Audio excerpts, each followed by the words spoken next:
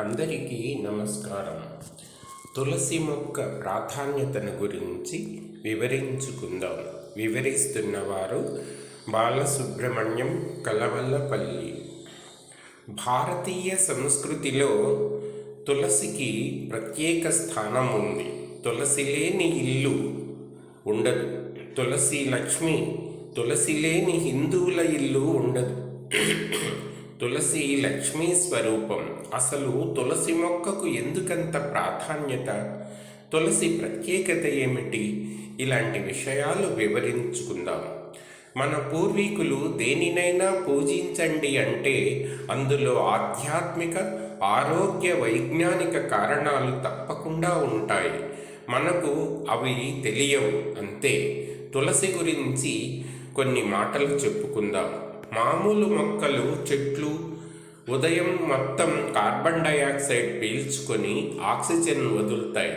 రాత్రి సమయంలో ఉదయం తాము పీల్చుకున్న కార్బన్ డయాక్సైడ్ మొత్తాన్ని పర్యావరణంలోకి విడిచిపెడతాయి. కానీ తులసి మాత్రం రోజులో 22 గంటల పాటు ఆక్సిజన్ను విడిచిపెడుతుందని మన భారతీయుల పరిశోధనలో తేలింది.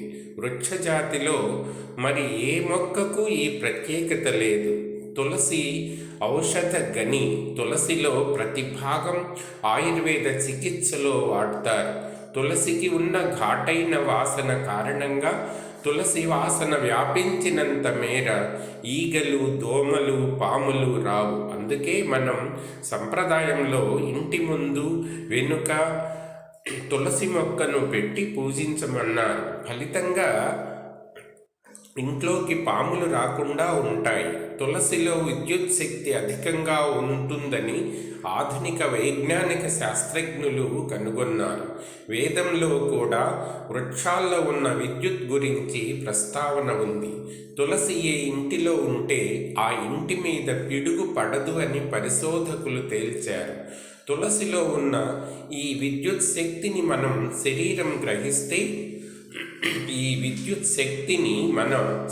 శరీరం గ్రహిస్తే ఆరోగ్యం చేకూరుతుంది. అందుకోసమే తులసి అమ్మను నీరు పోసి చుట్టూ ప్రదక్షిణం చేయాలి. అప్పుడు ఆ తులసిలో ఉన్న శక్తి భూమి ద్వారా అరికాళ్లలోకి చేరి నాడీ మండలాన్ని ప్రభావితం చేస్తుంది. తులసి ఎంత గొప్పది అంటే తులసి వనంలో పెట్టిన శవం ఎంతకాలమైనా చెడిపోదని మన ఆయుర్వేద గ్రంథాలు చెప్తున్నాయి. దీనిని ఆధునిక శాస్త్రవేత్తలు కూడా అంగీకరించారు. ప్రపంచాన్ని హడలుగొట్టిన స్వైన్ ఫ్లూ భారత్లో స్వైర విహారం చేయకుండా అడ్డుకున్నది తులసి మొక్కేనని తేలింది.